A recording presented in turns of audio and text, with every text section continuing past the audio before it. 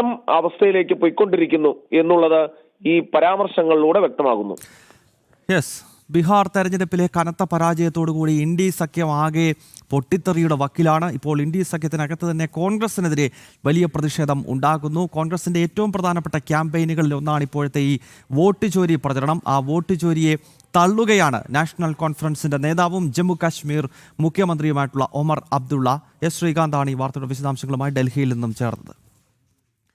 നാസയുടെ ഏറ്റവും വലിയ വാണിജ്യ ഉപഗ്രഹങ്ങളിൽ ഒന്നായ ബ്ലൂബേർഡ് 6 വിക്ഷേപിക്കാനൊരുങ്ങി ഭാരതം. ISROയുടെ ഏറ്റവും ശക്തമായ റോക്കറ്റായ ലോഞ്ച് വെഹിക്കിൾ മാർക്ക് 3 ഉപയോഗിച്ചാണ് വിക്ഷേപണം നടത്തുക. 6.5 ടണ്ണോളം ഭാരം വരുന്നതാണ് ബ്ലൂബേർഡ്. ചന്ദ്രയാൻ ദൗത്യങ്ങളിലും മറ്റു സുപ്രധാന വിക്ഷേപണങ്ങളിലും ഭാരതത്തിന്റെ അഭിമാനമായി തീർന്ന ലോഞ്ച് വെഹിക്കിൾ മാർക്ക് 3 അഥവാ LVM-3 റോക്കറ്റിലാണ് വിക്ഷേപണം നടക്കുക.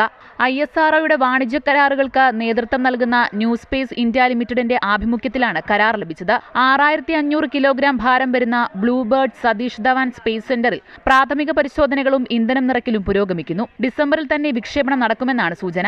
അടുത്ത വർഷം വിന്യസിക്കുന്നതിനായി നിശ്ചയിച്ചിരുന്ന ബ്ലൂബേർഡ് സീരീസ് ഉപഗ്രഹങ്ങളുടെ ആദ്യഘട്ടമാണ് ബ്ലൂബേർഡ് 6. AST സ്പേസ് മൊബൈൽ നിർമ്മിച്ച പുതുതലമുറ ഉപഗ്രഹമാണ് ബ്ലൂബേർഡ്. മൊബൈൽ ബ്രോഡ്ബാൻഡ് കണക്ടിവിറ്റി കാര്യക്ഷമമാക്കുന്നതിനായി വികസിപ്പിച്ചെടുത്ത ഉപഗ്രഹമാണിത്. 10,000 MHz വരെ ബാൻഡ്വിഡ്ത്ത് തരാൻ കഴിവുള്ള ഉപഗ്രഹങ്ങൾ സമഗ്ര മൊബൈൽ ഡാറ്റ കവറേജ് തരുന്ന ഒരു ആഗോള ശൃംഖലയെ ഒന്നിച്ച് രൂപപ്പെടുത്തും. ബ്ലൂബേർഡ് ഉപഗ്രഹം ലോകത്തിലെ ഏറ്റവും വലിയ കാർഗോ വിമാനമായ ആന്റോനോവിലാണ് ഭാരതത്തിൽ എത്തിച്ചത്. നാഷണൽ ഡെസ്ക് ജനം.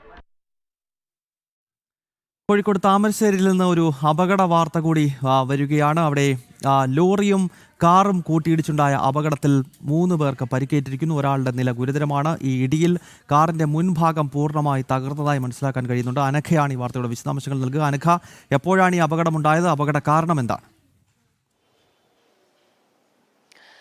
ഗൗതം, അല്പം മുൻപ് ഒരു 10 മിനിറ്റ് മുമ്പാണ് ഈ ഒരു അപകടം താമരശ്ശേരിയിൽ നടക്കുന്നത്. തമിഴ്നാട് ദേവാലയിൽ നിന്ന് വരികയായിരുന്ന ബസ്സും കോഴിക്കോട് നിന്ന് വയനാട്ടിലേക്ക് പോവുകയായിരുന്ന കാറുമാണ് കൂട്ടിയിടിച്ച് അപകടമുണ്ടായത്. കാറിൽ 4 പേരാണ് കാറിൽ ഉണ്ടായിരുന്നത്. ഇതിൽ 3 പേരുടെ നില അതീവ ഗുരുതരമാണ്. ഇവരെ താമരശ്ശേരി താലൂക്ക് ആശുപത്രിയിലാണ് പ്രവേശിപ്പിച്ചിരിക്കുന്നത്. ഇവരാരാണ്, ഏത് സ്വദേശികളാണ് എന്നത് അടക്കമുള്ള കാര്യങ്ങൾ പോലീസ് ഇപ്പോൾ പരിശോധിച്ചു വരികയാണ്. അവരെ തിരിച്ചറിയാൻ സാധിച്ചിട്ടില്ല എന്നുള്ളതാണ്. കാറിന്റെ ഇടിയുടെ ആഘാതത്തിൽ കാറിന്റെ മുൻഭാഗം പൂർണ്ണമായും നശിച്ചിട്ടുണ്ട്.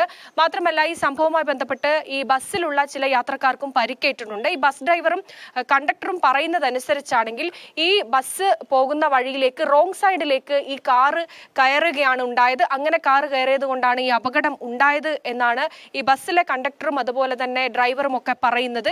ഇടിയുടെ ആഘാതത്തിൽ ഈ കാറിനെ ഇടിച്ചതിന് ശേഷം തൊട്ടടുത്തുണ്ടായിരുന്ന ഒരു മതിലിടിച്ചാണ് ഈ ബസ് നിൽക്കുന്നത്. ബസ്സിലെ ചില യാത്രക്കാർക്കും പരിക്ക് പറ്റിയിട്ടുണ്ട്. എന്തായാലും ഈ അപകടത്തിൽ പരിക്കേറ്റ കാർ യാത്രക്കാരായ 3 പേരുടെ നില അതീവ ഗുരുതരമായി തുടരുകയാണ്. ഗൗതം. കോഴിക്കോട് താമരശ്ശേരിയിൽ കാറും ലോറിയും തമ്മിൽ കൂട്ടിയിടിച്ചിരിക്കുന്നു. 3 പേർക്ക് പരിക്കേറ്റു. ഒരാളുടെ നില ഗുരുതരമാണ്. ഇടിയിൽ കാറിന്റെ മുൻഭാഗം പൂർണ്ണമായി തകർന്നു പോയിരിക്കുന്നു. അനഘയാണ് വിശദാംശങ്ങളുമായി ചേർന്നത്. ജോർജിയയിൽ അബോധാവസ്ഥയിലായ മെഡിക്കൽ വിദ്യാർത്ഥിനിയെ നാട്ടിലെത്തിക്കാൻ കഴിയാതെ ഒരു കുടുംബം. ആലുവ തായിക്കാട്ടുകര SN പുര സ്വദേശികളായ റോയി ജിജി ദമ്പതികളാണ് ജോർജിയയിൽ MBBS വിദ്യാർത്ഥിനിയായ മകൾ സോണിയയെ നാട്ടിലെത്തിക്കാൻ കഴിയാതെ വലയുന്നത്.